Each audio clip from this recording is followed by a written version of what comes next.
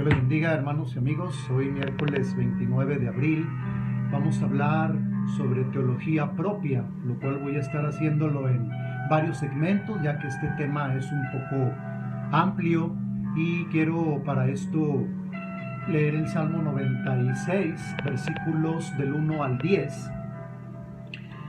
Dice: canten al Señor una nueva canción, que todo el mundo cante al Señor, canten al Señor, bendigan su nombre, anuncien todos los días que Él nos da la victoria, cuenten entre las naciones acerca de su gloria, cuéntenles a todos los pueblos las maravillas de Dios. El Señor es grande y digno de alabanza, es más temible que todos los dioses de otras naciones no son sino ídolos. En cambio, el Señor hizo el cielo.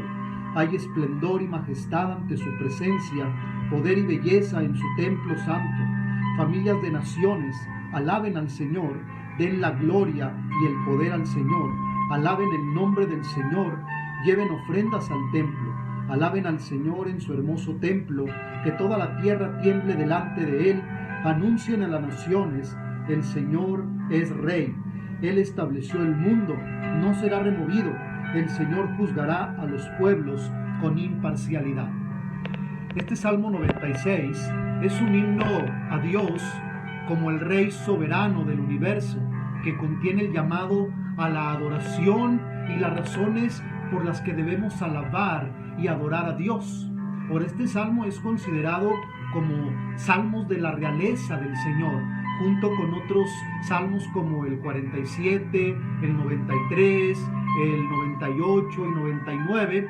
Y este grupo de salmos hablan de la adoración a Dios como el Rey de todo el universo y hace claro que el futuro le pertenece a Dios. De hecho, este salmo se compuso para ser cantado en el traslado del Arca del Pacto y anticipa la alabanza del reino para el Señor de parte de todas las naciones del mundo e incluso de la naturaleza misma.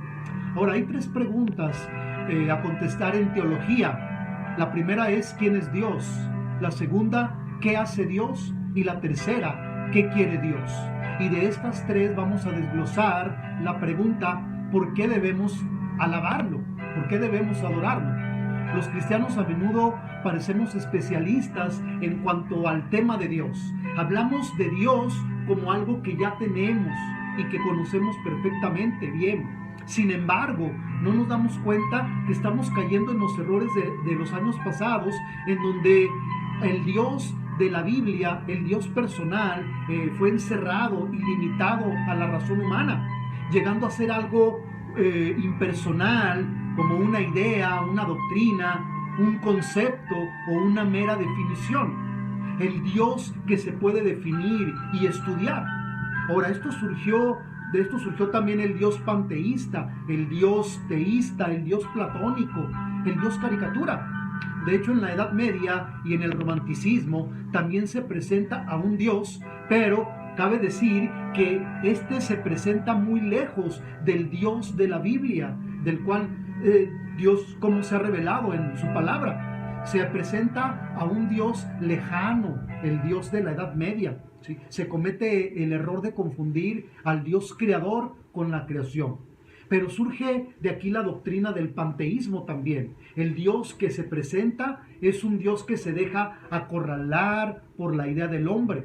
Y este Dios es el Dios que se nos ha presentado a través de los tiempos. El Dios que nunca ha existido y del que habla el ateo, uno de los más grandes ateos, Nietzsche, cuando él habla del Dios muerto.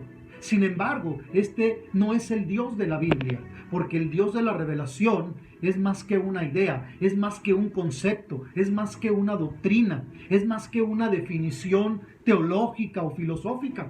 El Dios de la revelación de la Biblia es el Dios que busca al hombre y que cada día se le revela como uno que es personal, que es amante, que es santo y que es providente. El Dios de la Biblia es el Dios que entra en su creación para redimirla. Por eso el problema de Dios en nuestro tiempo es que el Dios del mundo de hoy es un Dios al que se le puede definir. un Dios mágico, el cual está obligado a resolver todos los problemas y lo hace con el simple hecho de pronunciar su nombre, Dios o Diosito, como muchos le dicen. Pero Dios, el Dios de la Biblia, el Dios de la revelación, no es un Diosito, sino es el Dios creador, el Dios todopoderoso, el Dios que se ha revelado al ser humano. Por eso el Dios del mundo de hoy es un Dios que está al antojo y al gusto de la gente, se le puede manipular, al cual se le puede dar órdenes y con el simplemente hecho de decir la palabra Dios, se realiza la magia, como si fuera el genio de la lámpara maravillosa. Inclusive el día de hoy muchos hablan de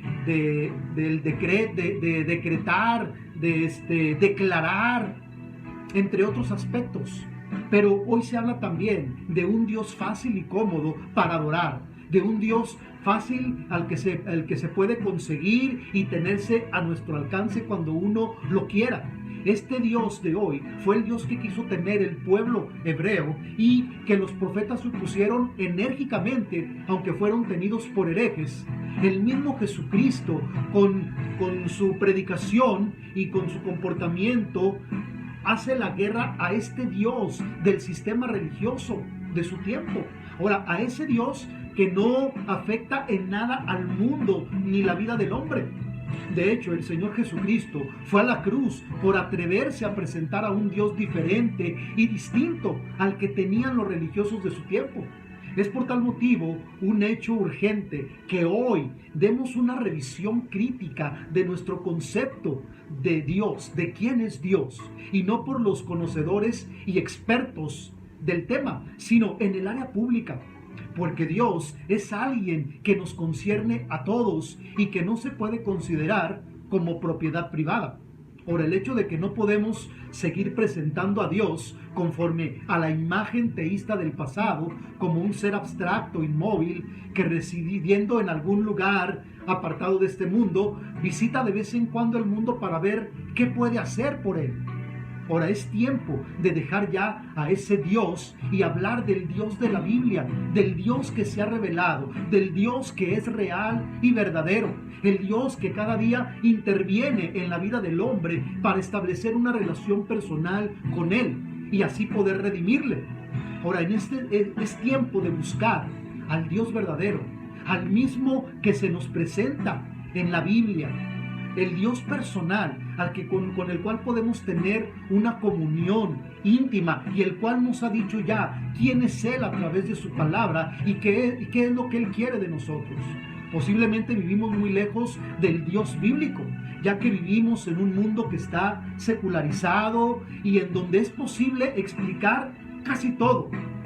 Así que buscar al Dios bíblico, al Dios relacional y personal, el Dios que no es posible atrapar en una definición o un concepto, sino al Dios que podemos conocer, que podemos experimentar, que podemos amar, que podemos comunicarnos con Él, porque Él, dice la Biblia, que Él nos amó primero, que Él ha venido a buscar al hombre a través de Jesucristo. Por eso este Dios, el Dios de la Biblia, tiene una revelación viva, una relación, viva con sus hijos, con aquellos que tienen una comunión con Él.